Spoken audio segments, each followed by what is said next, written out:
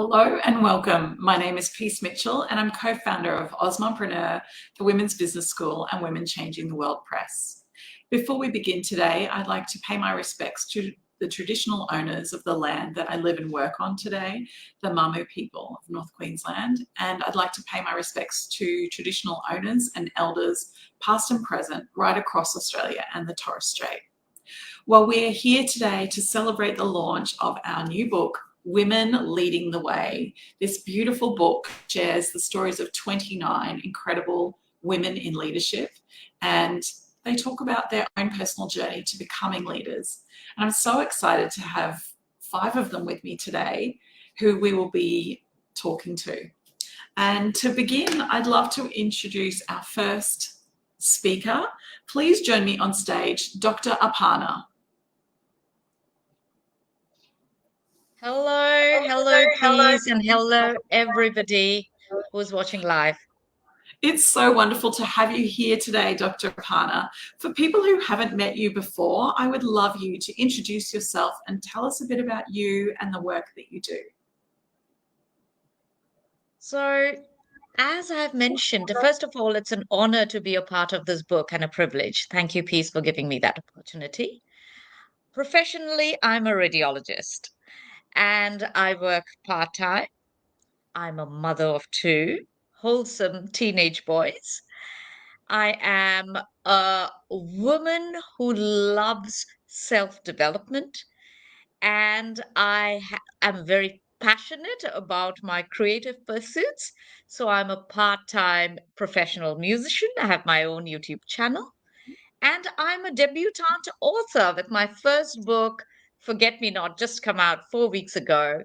And this is an honor to write a chapter in this wonderful, phenomenal anthology called Women Leading the Way. So these are so-called what I am in short. Congratulations on your latest book, Dr. Aparna, Forget Me Not. That's wonderful. So much. Thank you so much. And regarding the work that I do, let's put it again, break down into professionally. I am very, I think, lucky to be in a place of service and humanity because I'm a doctor, and that's what I've been for the last 25 years. So I feel very blessed. But my attitude has always been, and my purpose, to serve with whatever I do. So, from the point of music, I try and reach out with my voice to anyone who loves and who enjoys music. And if my music can soothe their soul, I feel very privileged. My books has the same passion and purpose. I talk about just normal, simple human emotions with which we can connect as human beings. And that's my purpose. I love to grow. I love to teach. I love to learn. And whatever little I know, I like to share. Oh, I love that so much. It's just beautiful. So your chapter was called Demystifying My Life. And there's a line in your chapter which really resonated with me. And you said, a decade ago, I was not the person I am today. And that made me kind of curious. Can you tell us what you meant by that statement? Absolutely. So, my chapter is on my journey of self discovery and self realization.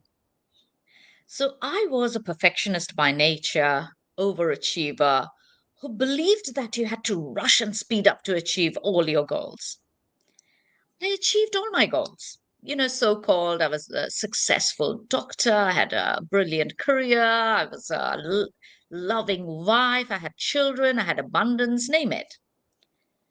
Was unfulfilled within, and that was a void, and that led to my journey of self-discovery, and my landing was Perth. I migrated from UK, and I learned that slowing down or creating that space to slow down actually made me the person I am, or shaped me the person I am today in that decade.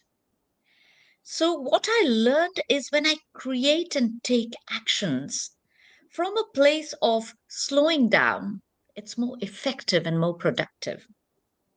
So, since I was deeply diving into myself, I could delayer and de-peel myself, and I understood that all the solutions are within me actually. So, from focus out to focus in. And what did I realize? First of all, I created space, a safe space for myself. I also redefined success in my own way. And in the process, I became more creative. And creativity connected me with my soul, and I became more and more fulfilled. And this journey of, call it music, writing books, again engaged me with my deeper purpose, which is to serve and connect with others. So, whatever little I knew in my journey, I liked to deconstruct it because we are best learners when we see it rather than hear. And the more you deeply dive into your so called problems, challenges, you find a process. And that's the process I wanted to share it with the readers. That whatever little I've learned in this process of growth, of self development, I wish everybody doesn't have to go through that painful journey and can have a so called solution, which can enhance them. Yeah, it's fascinating. I love the way that you speak about your journey and, finding your creative side and tapping into that. And now, you have your own YouTube channel with your music, you're writing books and all of those things. But it took you time to get there. You talk about deep down, you knew that there was more to life. And so you tried to add more. So you tried to, on top of the work you were doing as a doctor, you were doing Mhm. all kinds of other activities and you were very Mhm. busy, but you were Mhm. unfulfilled. And you talk Mhm. about the fact that you were almost afraid of downtime, of time where there was nothing happening. And you try and quickly escape to other activities to kind of fill that void. Can you talk to us about that? What was going on? That is so profound because that was my healing. That is actually my journey. Because when I migrated from UK a decade ago, my landing, I had all the, as I called it in my chapter as well, the tick boxes. I had ticked Mhm. all the boxes. And there I was wondering, now I have time because I decided, I consciously took that decision that I would be part time. But that space, that time actually made me anxious, made me nervous. And because I never had time for myself. I never thought I always labeled people with time was non-productive, not successful, not a go-getter. And that's where I actually grew. That time, that space when I thought I was doing all kinds of things just to fill up time, as I've mentioned in the chapter, just to spend time. I was just spending time. And then I realized that too is not fulfilling me. So it's not actually time. It's how you utilize that time for yourself productively. And that's what gives me the fulfillment. And that's where I delved into journaling. That was self reflection and contemplation. That it's not really that I need spare time to make me feel comfortable or fulfilled. No, Mm, it is what gives meaning and deeper purpose. And that's where my journey was. But also, I grew through pain, I mm, grew through losses. Lost both my parents during that last decade. So during that 10 years that I've been talking about. So I had my share of my challenges and victories. But each one I took that opportunity to create more fulfilling experiences, which gave me more deeper mm. values, more deeper purpose. Yeah. And, I also talk in my chapter, if you think, that first of all, creating time also needed some construction, and that's where I added routine and discipline. Mm. Yeah, I added routine and discipline to myself more. And carved those times where I dedicated myself to music, to creativity, like writing books or teach dance, meditation, yoga, which are my passions. And that's when I started feeling fulfilled. And I'm still, as I said. And another thing which came up, piece, which is very interesting, is I started becoming my authentic self. I started accepting parts of myself which were faulty, which is incomplete, which is, my failures. And that's self love. And that what comes across. And now I'm so proud to show you my authentic self with all my faults, failures, because I'm work in progress. But also I'm so much fulfilled. Oh, I love it so much. You talk about the fact that you had to come home to yourself, and hearing you speak about the journey and how you did that is just, yeah, it's so beautiful. And I think so many women who are watching and listening and will read your chapter will be really inspired by your journey, by the way that you recognized that you needed to make change. But then instead of just ignoring that and continuing on, you actually created the time and space that you needed and then explored what that meant to come home to yourself. And then, I love you that. also talked about, yeah. And piece, I just wanted to mention something which I completely, as you were talking and come home to me. I don't know whether you're aware of my next journey of being a life coach, a transformational coach. And that actually, this journey, this women leading the way, I have to give all the accolades to all the women and particularly you, that I have found my home. I really want to uh, engage with people, engage with not only women, with humans in that manner of being a coach, that we are own coaches. We are our own coach. All the solutions are within myself. And now I'm in the process of getting my accreditation of becoming a self transformation mindset coach. And that was actually instilled from Women Leading the Way, where you gave me the opportunity to actually depeel a few of the other layers which I had to, clear a few blind spots. And I have to thank you enormously and for this opportunity. Oh, I love that so much. I really do. That's beautiful. You talk about dedicating your work for the happiness of others, and yeah, I can see that through this new iteration, this new version of you that's coming through now, and coaching and supporting women is totally dedicating work for the happiness of others. It's beautiful. Oh, well, thank you so much. It's been wonderful chatting with you today. And I hope that everybody runs out and grabs a copy, orders their copy of Women Leading the Way so they can read your chapter. It's really beautiful. So thank you so much, Dr. Aparna. Thank you, Peace, and thank you, listeners. And I hope you get get a copy of the book, and do let us know how how the chapter resonates with you guys. I'm sure a lot of things are common amongst all us women, those who are multitasking. And thank you once again, Peace. Thank you so much. Well, I'd now like to welcome our next guest to join me, Sue Stevenson. Please join me on stage. I'm just figuring out. Oh, here I am. Hi, Sue. How are you? Hello, I'm really well, thank you. I'm very excited to be talking with you today and sharing what I've got to say with others in the audience. It's very cool. Yes, well, it's wonderful to have you here, Sue. For people who haven't met you before, I would love you to introduce yourself and tell us a bit about the work that you do. Sure. So I'm a mum. I am a mum of 3 adult children. I have 6 grandchildren. I had a career in teaching and education and leadership and well-being, and loved it. Found it very, very rewarding.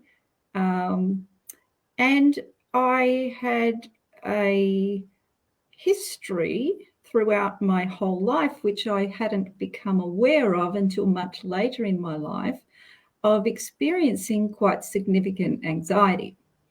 So I have realized that I'm in a category of people who have an anxious temperament, I suppose. And I realized that had a huge influence on me. And I'm going to use a new term. I made this term up yesterday: hiding instead of priding. So what I mean by that is hiding myself instead of stepping out and being proud of myself. So I spent a lot of my life doing that. And as a child, I used to think there was something wrong with me, raised by a good family, traditional family, but had lots of my emotions suppressed, bypassed. Unintentionally by my parents. I don't blame them for it. However, it did have an impact on me. And as I've moved through my life stages, I've become very aware that big feeling kids who have an anxious temperament have everyone has needs that need to have emotional needs.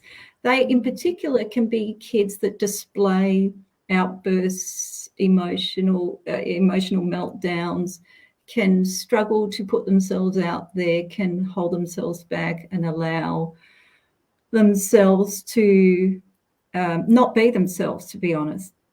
So I learned through my life experience, my lived experience, and as a child, but also I came unstuck as a parent, because I realized that I could hide only so much, and I could only suppress my emotions so much. And I realized as a parent, as much as I had many great aspects of being a great parent, I also was struggling with my big feeling child. And what showed up was that I had my limitations because I'd never had my needs met in that area. And I'd never learned how to overcome my limitations in that area. So I was very challenged by my daughter, and I did what a lot of people still do, and I've realized, and this is why I help people now, is because we focus on the behavior rather than we focus on what's driving the behavior. So I was focusing on my daughter's behavior, thinking she was high maintenance, thinking that, it was all her, she was difficult, rah-de-rah. And that's how I felt as a child too. I thought I was the difficult one, the one that had something wrong with me. And I realized that I needed to do better than this. And I had a big awakening, and I realized I needed to change me and stop trying to change her. So that set me into a beautiful journey of personal development and growth. And it also helped me as a human, personally, as just myself. It also helped me as a mum, but it also helped me incredibly as a teacher and working in the school system in the area of health and well-being as well. So what I realized was that over that time, I developed such a huge skill base, and I learned so much that I wanted to share it with others. So now I support parents and educators and empower them with the tools that they need to reduce anxiety in kids so that the kids get to thrive with courage and calm confidence. That's really what I'm about. So that's what's led me to where I am today.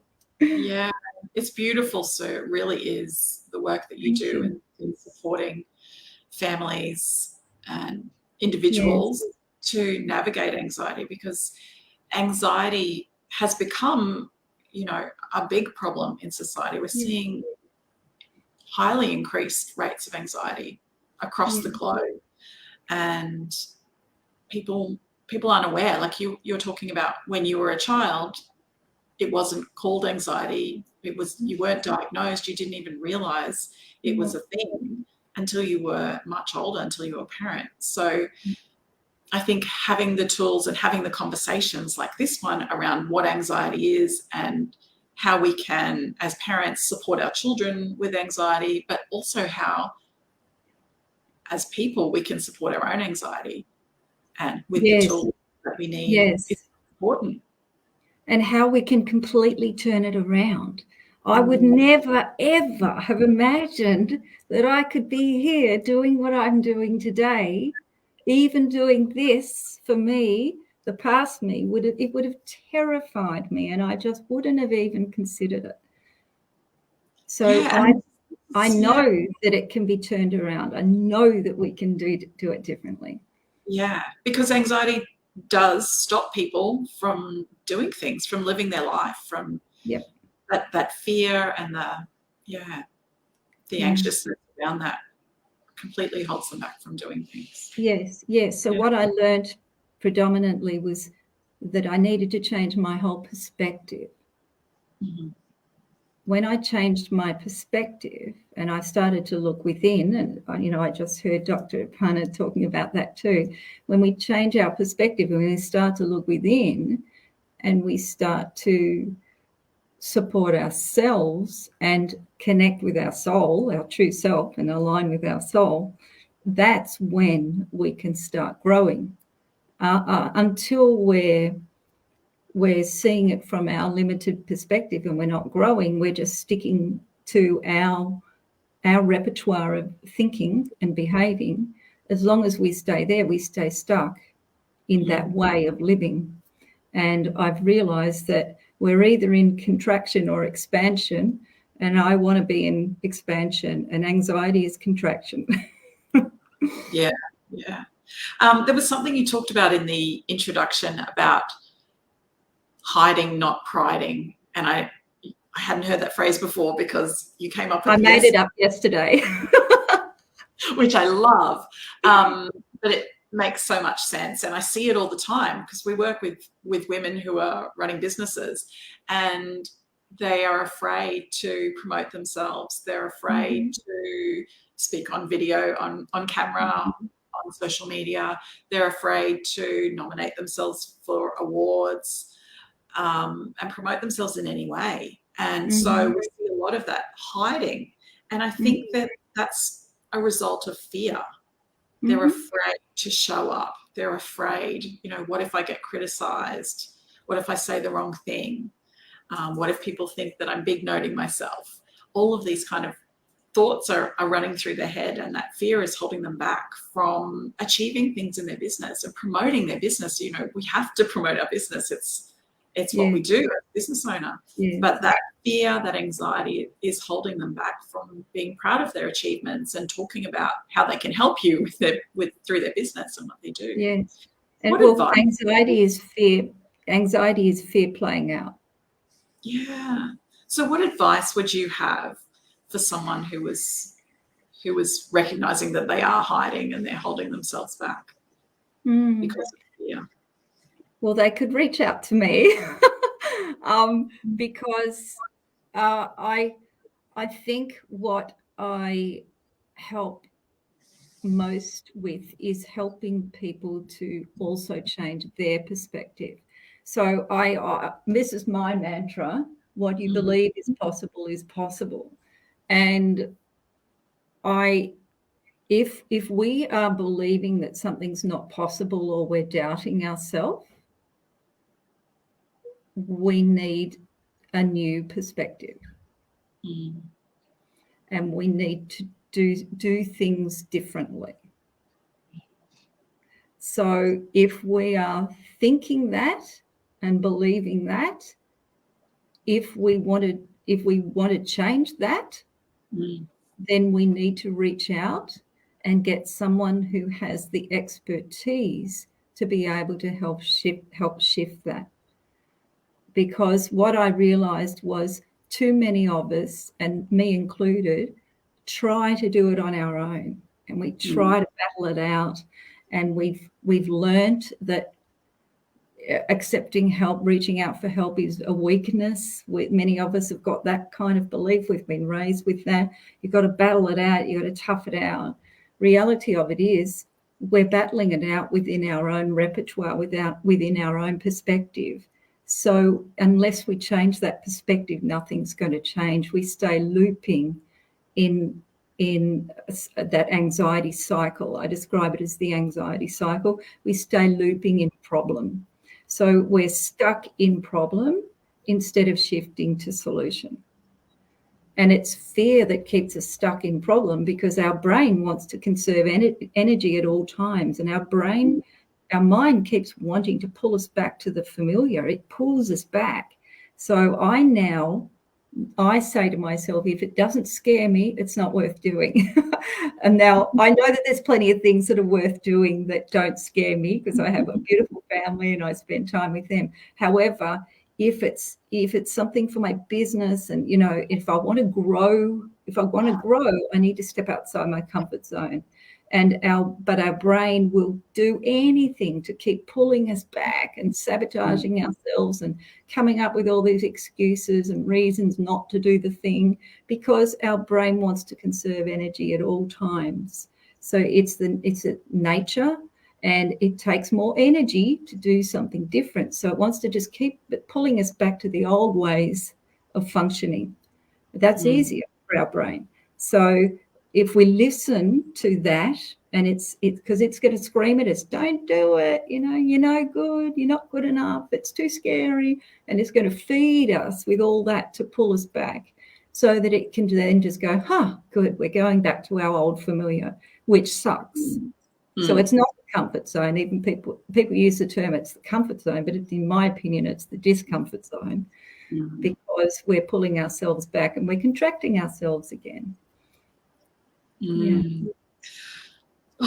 In your chapter, you talk about the steps to follow. So step 1, clarity. Step 2, alignment. Step 3, love and connection. And step 4, mindful actions. We haven't got a lot of time, but can you talk us through just quickly each of those steps and how they can help us? So clarity of thinking. So I talk about fear thinking and clear thinking. So when your fear thinking part of your brain is on, your clear thinking part of your brain is off. So trying to logic with someone who's in fear doesn't work. So we've got to actually connect with the emotional part of their brain first, and then bring them along to switch them to logical thinking. I hope that makes sense. So clarity of thinking, and that's switching our perspective. So clarity of thinking, we do need to switch our perspective. Otherwise, we stay stuck in that fear thinking. The second one is alignment. So that's where, as a child, I grew up with a mask. I grew up learning to be someone that needed to fit in to and not show my weaknesses and my flaws and my vulnerabilities. So I wasn't living in alignment with my true self. I wasn't living in alignment with my true, authentic self, my soul. Now I listen to my soul as much as I can. I'm far from perfect. I'm definitely a work in progress, but I'm listening to my soul, and I know that I need to take care of my needs. I need to take care of my values. I need to acknowledge my strengths, and I need to go with what drives me. Follow my passion, follow my purpose. And this is it. I've found it. I know this is what it is. It's about empowering others and helping others to overcome what I overcame. So that's the alignment. Then the next one is love and connection. Well, love and connection is about increasing our awareness to be able to tune into ourselves. And it's about self-love and love of others. So it's both. But however, I do believe that we often think we're fully loving others. However, I've learned that we can love at a much deeper level when we love ourselves. And to love yourself, how can we do something for someone else if we don't know how to do it well for ourselves? So I think, that deep connection of true love, of deep love, is really important. And being able to tune into, I say dial into the radio station or that's old me. I'm old, so I think of a radio metaphor, but we basically need to tune into the playlist of what other people are on. So our children in particular, we could have 5 kids and they're all completely different. They're all on a different playlist. So we need to have that adaptability and flexibility to be able to tune into them so that we connect on their station with love and compassion, and not expect it to be our PlayStation all the time. So it's not a one size fits all. We've got to adapt. So as a teacher, I learned that a lot, and I actually take a lot of pride in the fact that I did adapt to kids in my room a lot, and I found that brought beautiful results. So that's that one. And then the last one is mindful actions. So that's the M. So they're the pillars of CALM, CALM. So it's mindful actions, and it's mastery of skills as well. So mindful actions is, instead of being reactive, we respond to situations. Respond comes from the word responsibility. So we're able to respond instead of react. So and I heard your interview before, and you were talking about, Dr. Aparna was talking about the creating space. So if we pause, instead of just and reacting, if we pause and give ourselves that space, then we give ourselves time to breathe, calm our body, ground ourselves so that we can respond mindfully. So I describe it as emotional competence. And my belief is that if we don't have emotional competence, then we don't have the maturity to be able to respond with emotional maturity in challenging situations. So we need to learn that. This is a learned skill. And once we go through the levels of competence, we can eventually become unconsciously competent at it. And that's what I aim for everybody. Oh, I love that so much, Sue. And I just think, that your final point, the mindful actions and just taking that pause before you react, I think we could solve so much conflict. Yes. If people would just take a breath before they say things or do things that inflame situations. Yeah. Yes, because when we're in the fear thinking, we're in reactivity. When we're in clear thinking, we're more level-headed. We make mindful decisions, future-based decisions, not problem-based decisions. Yeah. Oh, it's been wonderful chatting with you, Sue. Thank you so much for being here today. And thank you so much for your chapter in this book. I know I've been reading the comments, and I know that people are going to go and grab a copy of this just to read your chapter because they've really enjoyed our conversation today. Thank you. Thank you so much. Thank you for having me, and thank you to everyone for listening. It's been my pleasure. Oh, thanks so much, Sue. This is a first for me, so I'm a newbie at being an author of anything. Oh, you did so well. You really did. It's beautiful. Thank you. Thanks so much. Thank you. Bye. I'd now like to welcome our next guest to join me, Stacey. Please join me on stage. Good morning. Hey, how are you? I'm great, Peace. How are you? Really, really good. So, Stacey, for people who haven't met you before, I would love you to introduce yourself and tell us a bit about you and the work that you do.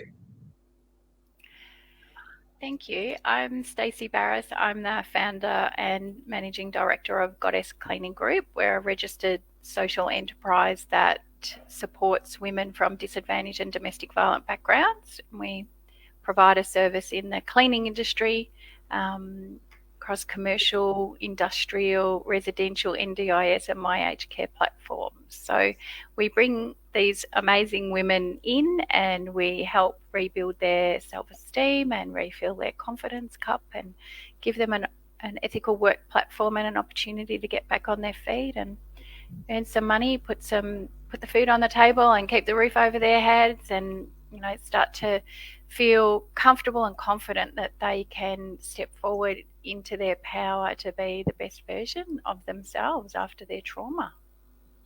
I love it so much, Stacey. I'm such a fan of the work that you do and the women that you help. And I know that over the years you've helped so many women to rebuild their lives and start again And I just think it's beautiful. The ripple effect of the work you do is very powerful. Thank you. We're really proud of what we've achieved. We've been trading now 13 years, and there's been quite a few hundred women that have come through the platform. And to be honest, a lot of them are surprised that we do provide the amount of support that we do. Most of them have said, there's employers out there that will give me a job, but they don't even consider a small amount of the support that you provide. So, we wake up every day and we get to come to work and meet these phenomenal women who are just trying to make the best of the opportunity that they've got and survive in a world that they probably didn't write that story for. So, we just keep putting one foot in front of the other and supporting where we can and doing the best that we can every day. Yeah, it's beautiful. So beautiful, Stacey. And, your leadership skills is a big part of the work that you do. And your chapter for this book, it was called Using Core Values to Lead. Can you tell us why you chose that chapter title? So I chose core values because I think we all do have core values within us, whether or not that's in a business sense or a family sense or a personal sense. So for me, it took some time to find those core values. I felt a little bit shaken and stirred as a kid, I guess, and into my teenage years, I don't think I had any values whatsoever. I was a little bit, wayward at a lot of points in time, and when I experienced my own version of domestic violence, I really took an inward look and thought about what am I leading my children through here and how can I do this better? What values do I want to keep in my home, not only to keep them safe, but for them to be able to create the life that they would like with their own core values. So it just came down to who am I? What am I doing, and how can I tap into that to make the world and my family home a little bit better? So I guess starting at home was really the instigator of using the core values, and I talk a lot, with my kids about, that what you're doing is not currently aligning with our family values. So what can we do a little bit differently, or what can you choose to do differently? And I have 3 boys, they're now 14, 18 and 21. And, sometimes I get the whole, oh God, here she goes on the rolling of the eyes and, the core values and all the rest of it, because, as mothers, sometimes we do wear our hearts on our sleeve. And, I'm a very, I show a lot of feelings through my face and my actions, and I'm usually, my hands are throwing around and stuff. So if I can try and keep it calm, and we just talk about, values and how they can make good choices in their lives according to what they feel is appropriate for them. So, the core values that I tap into really are empathy, integrity, and boundaries. So those are my 3 that I talk about quite a lot, and those are the 3 that I keep returning to each day when I'm leading, not only at home but also in personal friendships. And I just feel that it works for me in business. I feel that those core values have assisted some of the women who've come and worked with us, and I sort of ask them, what are your core values and how do you want your life to be different, and what can you put in place now to help you build on those values so that you have a really beautiful life moving forward. I love that you talk about empathy in your chapter, and you talk about how you discovered empathy and why empathy is so important to you. Can you tell us a bit about why empathy is so important for you? Yeah, so I think my book's a little bit raw in that I've done a lot of self-discovery, and if I get emotional, I'm sure that the people watching out there will understand why. I think there was a period of time I wasn't empathetic at all. I wasn't a kind person. I was really angry at the world and angry at the people around me, and I was the first person to lash out or point the finger or try and bring someone else down because I was feeling so crap about myself due to my own trauma and not having done some work, a lot of work. So the empathy platform I didn't receive a lot of that when I was growing up. I didn't have people in my corner. I didn't have people asking me questions, are you okay? I didn't have that. Well, I felt I didn't have that. So, the first thing that I do now is when someone's hurting, I'm like, are you okay? What can I do to help you? Or what supports do you need? The tiniest bit of empathy will show someone that you actually care, that they're not alone, that they don't have to do it by themselves. So I sort of bring that empathy because I didn't want to continue being the person that I was. And then those that showed me empathy, I started to build some really solid relationships and friendships with them. That then put into concrete that empathy is a very powerful feeling. If you can show someone the tiniest little bit of empathy, it makes them feel great. And as the person that's showing the empathy, you feel really good about yourself. So, there's one beautiful lady that I met a number of years ago. Her name's Peace Mitchell. I'm sure you'll know her. No matter what I was experiencing or going through, Peace, you are always that person that you have this beautiful way of, you tilt your head and you open up yourself and you draw people in with your empathy cup, and you just seem to exude so much empathy with everyone around you. And I started looking at some of your behaviors, and I'm like, this woman is amazing. She's got the most amount of empathy. There's no judgment. You just accept people for exactly the way they are. So, we all have mentors in one form or another, and the best empathy mentor I've ever had in my life is you. So a portion of me learning empathy has come from you, and in return I've been able to pay that forward to my staff and the team that work with us, because no one's shown me the enormous amount of empathy that you had when we met. Oh, Stacey, that's so beautiful. Thank you. Thank you. And I love that then you've taken that empathy and the ripple effect of that now with the people that you work with. It's just beautiful. Sorry. You also talk about the importance of integrity and leading with integrity. And I know that this is something that's big for you in your company, and something that you do differently. You're in a very male-dominated industry, and other people don't always work with integrity. No, so the cleaning industry is really well known for sham contracting and breaching slavery acts and taking advantage of those who are already disadvantaged. So we are an ethical work platform. We pay under the award, we pay all entitlements, and we actually take care of the people in a way that they need to be and deserve to be taken care of. So if you're actually saying that you're going to do something, then do it, and do it with the utmost of integrity to ensure that those around you feel like they're valued and they're not taken advantage of any further than what they're already feeling disadvantaged. So if you're true to your core, and integrity is one of them, it's actually an easy path to walk. If you say you're going to do it, just do it. If you don't want to do it, don't say it. Go and do something else. But for me, I spent a lot of my youth saying the wrong thing and doing the wrong thing, and actually not living life with integrity.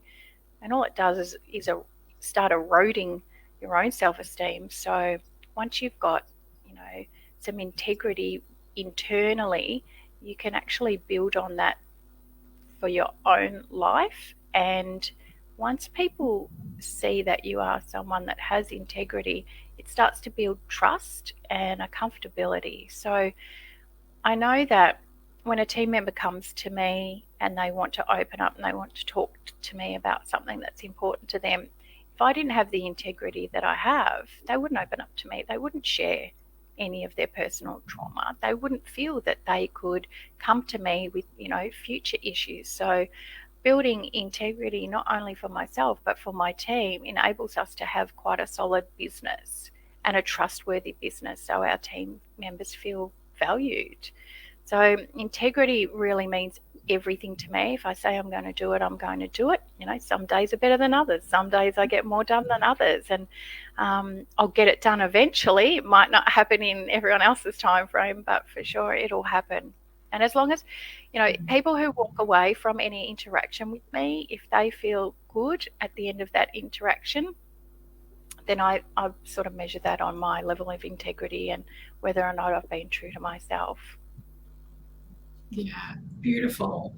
Well, thank you so much for being here today, Stacey. I've really enjoyed chatting with you and hearing more about your chapter and your journey.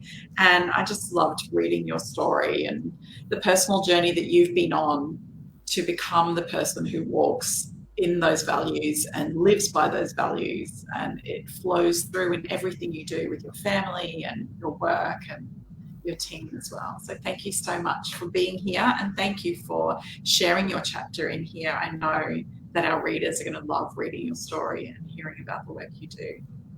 Thank you so much. My pleasure. It's been an absolute joy to co-author with all of these amazing women, and thank you to you and KMD Books for making this possible, because without you and your team, we would just be pretend authors in the background that couldn't get our words onto a sheet of paper and publish. So thank you so much. Oh, you're so welcome. Thanks, Stacey. Well, I'd now like to welcome our final guest to the stage, Dr. Vanessa. Please join me on stage.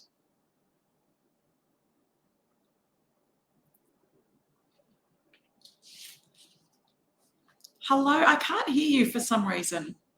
I'm not sure what's happened. You hear me now? I can hear you now. There we go. Oh, good morning. How are you? How's everyone? How are you? I'm good. It's great to see you. Great to see you. Vanessa, for people who haven't met you before, I would love you to introduce yourself and tell us a bit about the work that you do. So thank you kindly, please. I am Dr. Vanessa.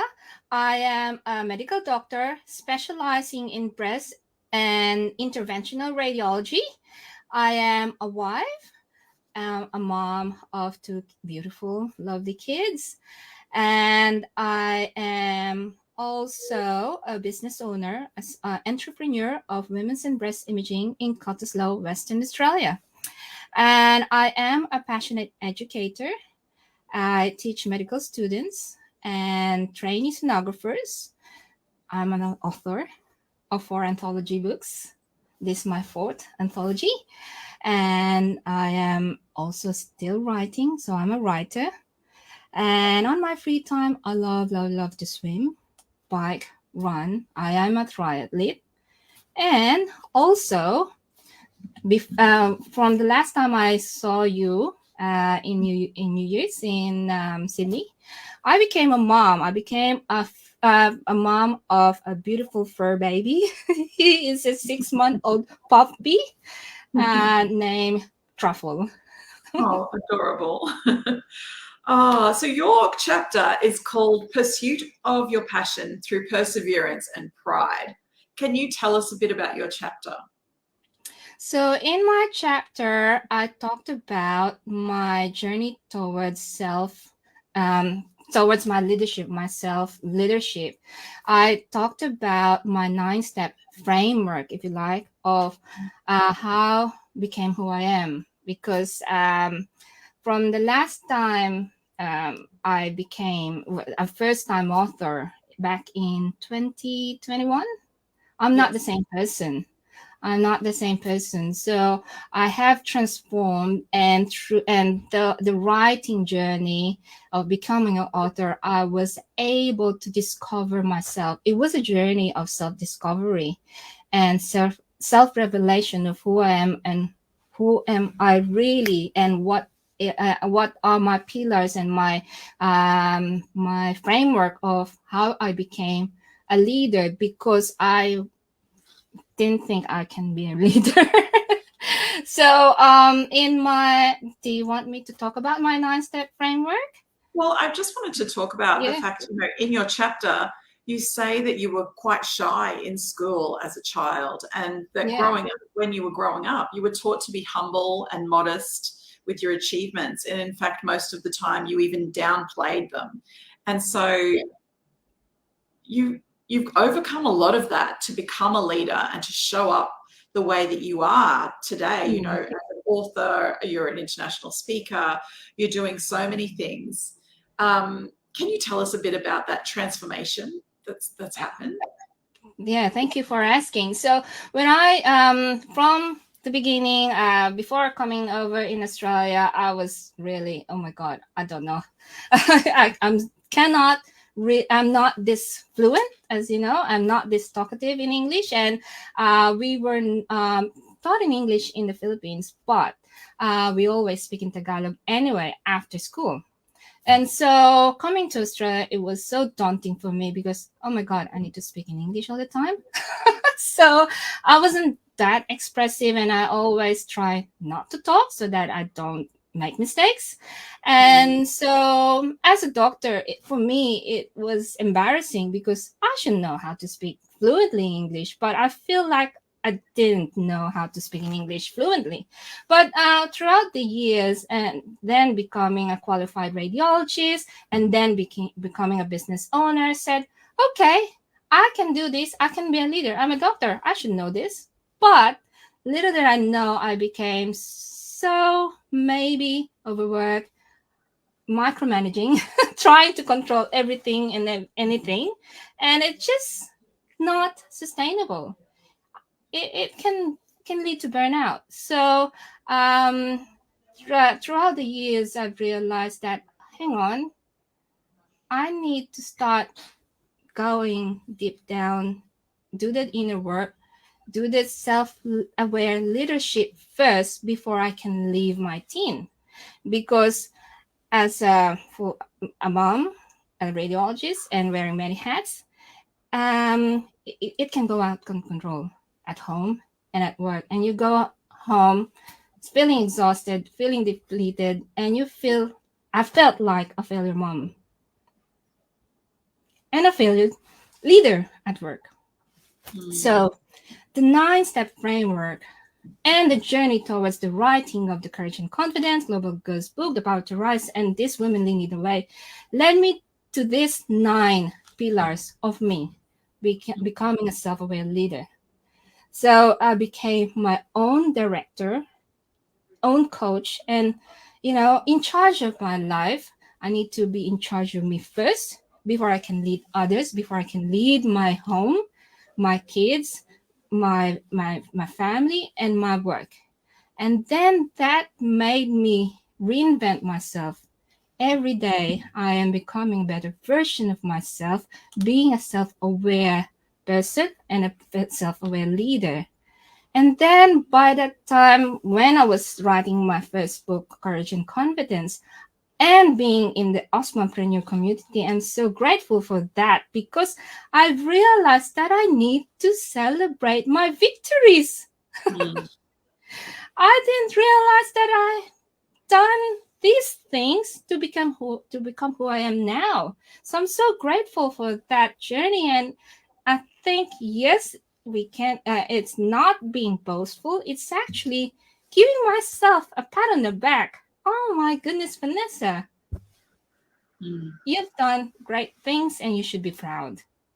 And then started doing the appreciation and gratitude. The more I appreciate you, your community, my work, my team, my family, I became even, everything just, despite the challenges and obstacles and tribulations in life,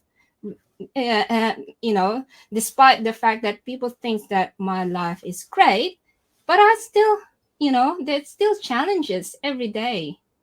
And I'm starting to appreciate what is thriving rather than drowning myself with what went wrong or what's not happening, or just trying to focus on the negative. I focus on the positive. Then that's when I went to the negative self-talk, stopped trying to be negative and everything. So so I started doing that, and it became my framework, stopping the negative self-talk, doing all the appreciation, and then I make sure I need to show up with positive energy. I have always the choice. I have two choices. If life is bad, I have two choices.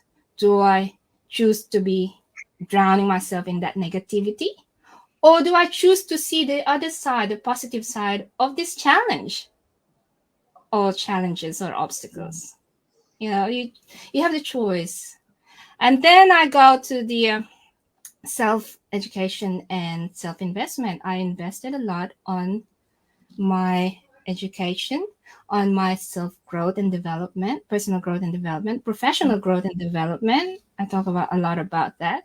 Hence, I'm grateful for doing the Women's Business School last year. And that program, 6-month program, oh my God, that really unleashed me. Unleashed the best version of myself. And then now it gave me the opportunity to serve in my highest and best self. Hence I go to self what's it called? The next step is what was the second S?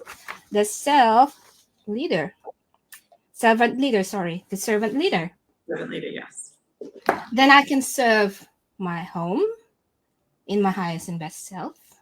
I can serve my team in my highest and best self. I can serve my patients in my highest and best self. And so my action plan is, if everything is going out of control, this 9 pillars keeps me grounded. I stop, reset, recalibrate, and go back to my Dr. Vanessa framework.